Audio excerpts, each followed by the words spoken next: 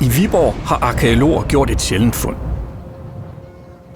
Spor i jorden afslører, hvad der kan være en af Viborgs tidligste trækirker fra 1100-1200-tallet.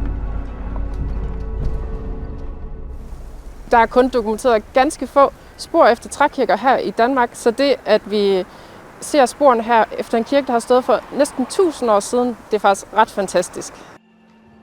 Fundet åbner døren til Viborgs tidlige bydannelse. I 1000-tallet vælger kongen at styrke Viborg og den nye tro, kristendommen.